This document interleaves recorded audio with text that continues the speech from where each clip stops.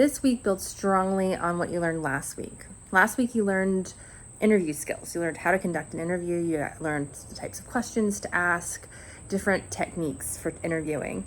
Well, what do you do once you have that interview done? This week's going to go over quotations, paraphrasing, and attributions, how you are actually going to use that material in your writing. The first lesson is going to go through some of the basics, when to use quotes, when to paraphrase, what kind of direct quotes are good.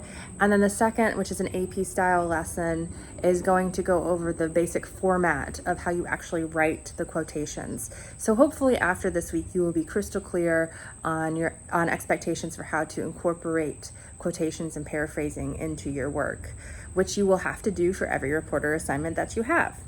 Which brings me to my next point. You should be working on completing your first reporter assignment. The due date is quickly approaching.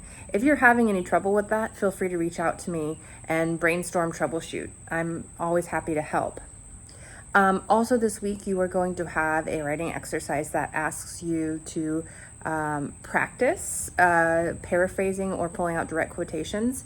Basically, you'll receive, it's sort of like a mini paragraph long quotation. And what you're going to have to do is figure out, okay, what parts of it would work well as a direct quote? What can I paraphrase? You're probably going to want to look for things like numbers, dates, stuff like that. That doesn't need to be in direct quotations. And there will be instructions for the writing exercise. It will hopefully be more clear after you complete your Nearpod lessons. And then finally, you'll have another discussion. This time I'm asking you, very similar to your discussion last week, but I want you to look at stories and look at news stories and find one that you think has a really good use of direct quotations and discuss it.